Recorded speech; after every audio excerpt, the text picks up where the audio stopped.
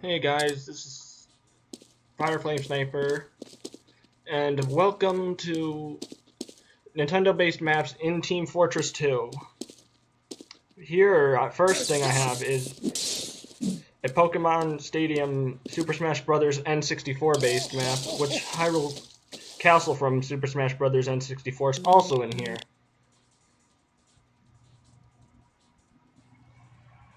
Just a note for this entire video, I'm recording this narration after I made the videos with Fraps in TF2. Here is the starting spawn point. This is Hyrule Castle, if you recognize it. I don't believe the top was like that in the original game, it's just added for TF2. I don't know who this map is by, but I'm going to switch to a new map here, which is Bowser's Revenge, which I can't play on because I need another player, and I started all these servers from my laptop by creating a new server and doing it LAN so that nobody else enters.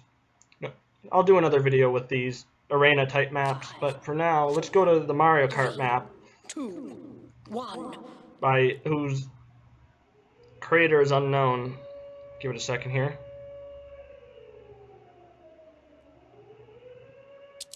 And here is the Mario Kart based map. There's a Mario overworld in it, but for some reason I can't get into it on this one, and even though the map name is the same. It's only in the online servers version for some reason. But I'll show you the front of this whole place. The map will the timer keeps sending you back to your team spawn point. Every time you start a map. Those will shoot you out into the Mario Kart map. First, I'll take you on a little tour on the cart, which there is a dispenser built in that will, I'm not sure if it replaces your ammo, but while you're riding in the cart of your team color, it'll, see right there the little beam that's actually behind you, it's the beam, I'm not going to turn around because I didn't do it when I was recording the video, is healing you as you drive around, but be warned, people can still kill you if they're good fast enough. And here's a PAL block. It didn't work on me because I was in the cart, but if you're on the ground, and anybody around it will go flying in the air, and then get damaged when they hit the ground again. And then some of the question blocks here that are floating have items in it if you shoot them or hit them or whatever. Here's a cannon that takes you to the top of the building, which inside the building is a little party house with the music selector thing. And a blimp rides on the top too, which has a button in it that if you hit it, shoot it or whatever, it drops a bomb hitting anybody that surrounds it, but it doesn't count as you killing them. I'm not going to go through this whole map because I couldn't get into the Mario Overworld, which has a Hotel Mario remix. It's usually in your blue tank, which is in your spawn point, which is in the blue spawn point at least. And here, it can get you into the Mario Overworld, but I'm going to switch to Clock Town. Or no, not Clock Town, that's later. I spoiled it. Anyway, here is Goldenrod City. If you're familiar with the Game Boy Color game, Pokemon Gold, Silver, and Crystal, and the Nintendo DS game, Pokemon Heart Gold and Soul Silver, well, this world will look familiar to people with the Game Boy Gold, Silver, and Crystal. Here's the front of the daycare, which I'm going to switch to Scout because obviously, everyone else in the game is too damn slow. Listen to me, I sound like Cape Johnson from Portal 2, which, if I make a Let's Play video of that, I'll show you and explain who Cape Johnson is. But anyway, Charge! I am gonna no-clip. I used the console to put SV Cheats 1 on, and then no-clip, which I will later bind to my slash key. I am playing as Soldier right now, and here this is me trying to get the no clip in SV Cheats 1 into console, which I should have binded to buttons before. Here's the game corner. The game corner is familiar to those. It was changed in Pokemon Heart Gold and Soul Silver in the United States versions only due to gambling and kids. Well, which is a pretty stupid change. And there's a Game Boy in here too, but anyway,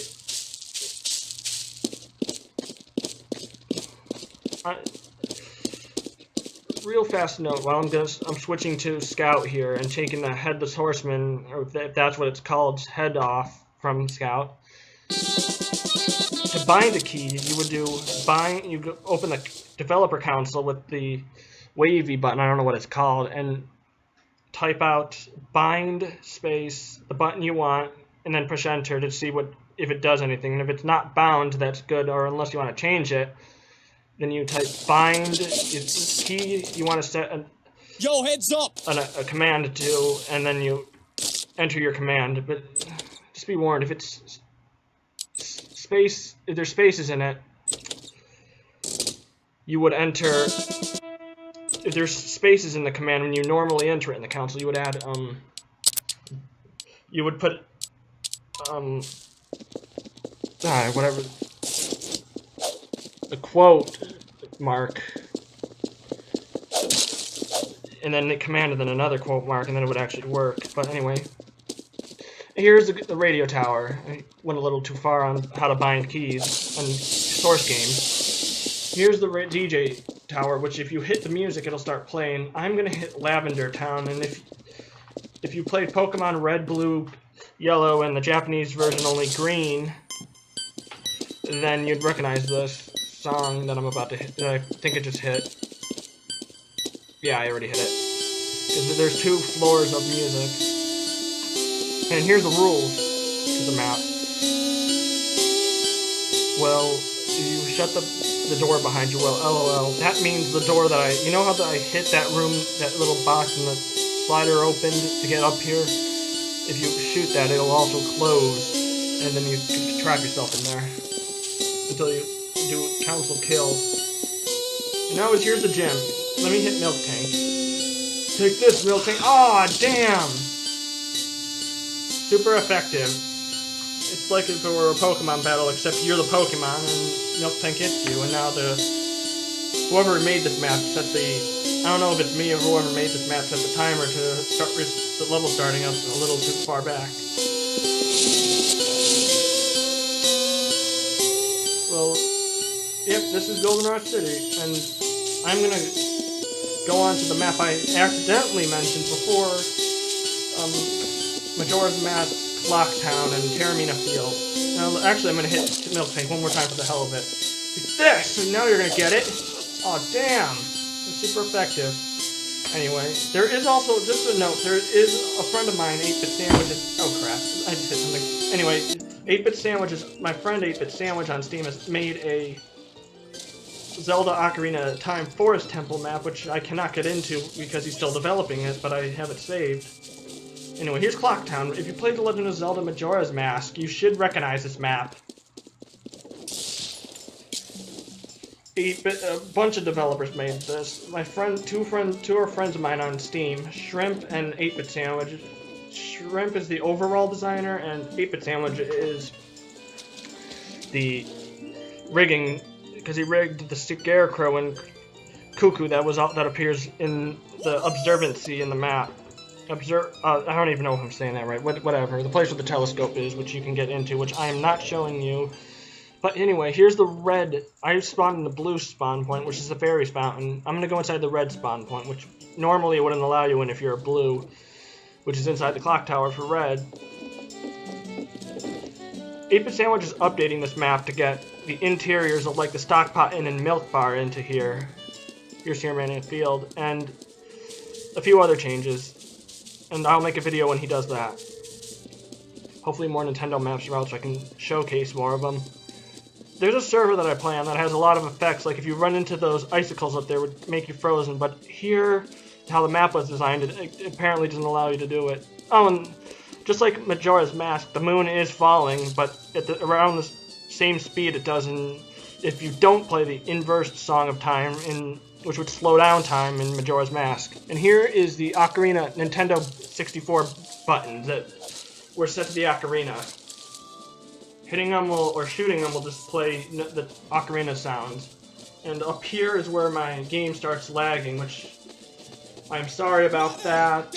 My game started lagging and I have no idea why it started doing it, but I'll try to show you as much as I can of Terramina Field. and Princess Zelda's courtyard, which is when you're fighting the Majora's head at the close to the end of the game, pretty much would appear, and you're supposed to shoot it. It just didn't appear for me here, and I don't know how it's supposed to appear. But if you shoot it, you go into the top of the clock tower where the moon's sucking in the mask, and then you go into the inside the moon. Which I won't spoil for people who are going to play Majora's Mask still, and haven't played it in the last 10, 12 years, 13 years it's been out. Yeah, I think it was released in 2000. Here's the inside. It's an Ocarina of Time Riku's business scrub type place, which has the developers list on signs. And if you jump up here into the thing sending you back up out of the hole is you just had to jump in it. You'll start floating out into Terran field. But I no-clipped into the moon now, which you'll go here when you beat Majora, and the Majora will appear here again, and then you have to shoot it. Or kill it or whatever, and then you teleport to Zelda's courtyard in Hyrule Castle from Ocarina of Time. I don't know what this thing is. It was just here when I no-clipped. I'll find ways to link these maps in my YouTube description, but it will be sometime after I upload the video in a few minutes. Here is Zelda's courtyard. Not much. Here's Mario, Peach, Bowser, Yoshi, and Luigi's portraits, which I'm going to no-clip into, which is the same way they appear in Zelda's courtyard in Ocarina of Time. And there's no guards in here, and there's only that plant in that one room to the right. And I'm going to exit the place, which is take me back to the spawn point of my team, which is the Fairies Fountain in Clock Town. Now I'm going to switch to Hyrule Castle, which is from The Legend of Zelda Wind Waker. Made by 8-Bit Sandwich, who's a friend of mine on Steam. I don't know if I realized it, or this is how I met him. And you've seen King Diaphanes Hyrule, or whatever his name is. And just for people who don't know that The Legend of Zelda Wind Waker HD is being made for Nintendo's Wii U system, which I do own. And I hopefully I get HDMI recording software so I can record off my TV for a Let's Play series that some Let's Play series that I'm going to start up, which are mostly going to be source games like Half-Life 2, Portal 2, possibly Counter-Strike, and Team Fortress 2.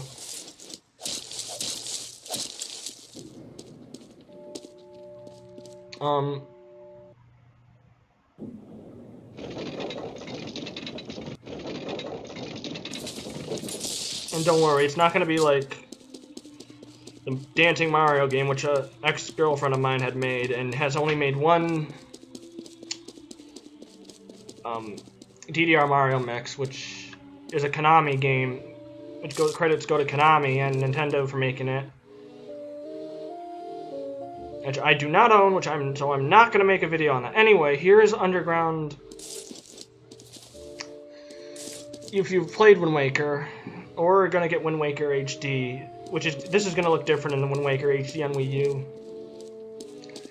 But here is where the Master Sword would be pulled, and this is where the color normally would come into Hyrule Castle under the sea. That doesn't go anywhere. Oh, yeah, it does.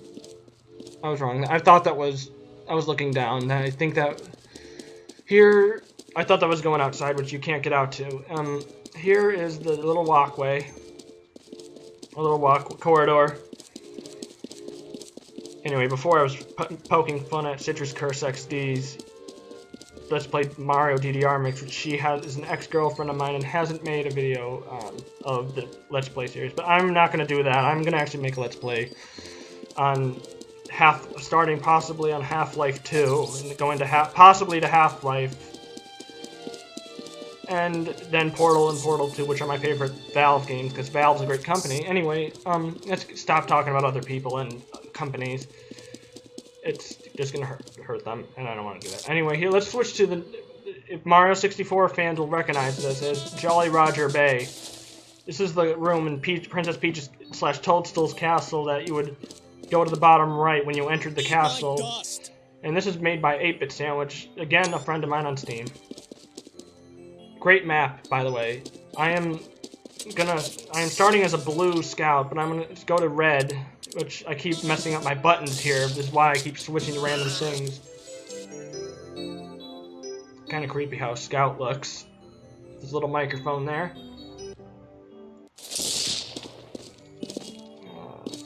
This is a fun map. I was saying this is a fun map. Anyway, the red spawn point is up here on where Mario would normally come to spawn in Super Mario 64, and the blue spawn point is inside. And the clams do what they normally do in Mario 64. If you stand them too long, there's ammo and health in the clams, but if you stand in there too long, you'll get damage taken to you.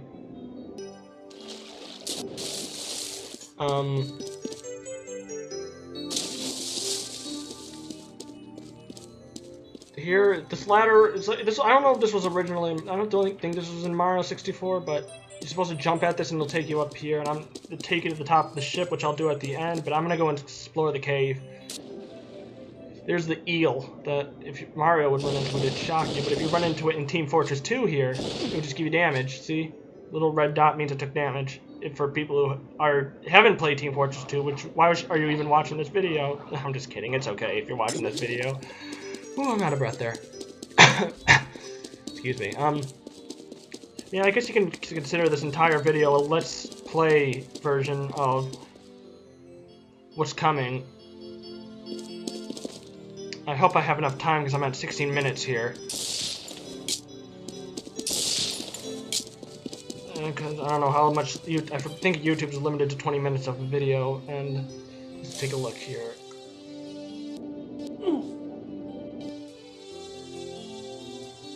I don't know, it says it's 16 minutes, but I think it's just my recording. The cannon will just, if you fly into the cannon, it'll just keep bouncing you out of it. 8-bit sandwich, if you're watching this, you made a great map. Anyway, as I was saying, the blue cave down there would have this blue spawn point teleportation, and just how it looked. And here's the top of the ship. I'm trying to hurry, so I'm not explaining the wrong thing here too much. The crate that would give Mario damage that was always sliding on here won't do anything. And that's all the Nintendo maps I have for you now. And if there's more Nintendo maps I discover, I will make a video. This is Kyler Greywatch Kyler Greywatch / Flyer Flame Sniper. And this video was Nintendo-based maps in Team Fortress 2. Keep watching for new videos. See you guys.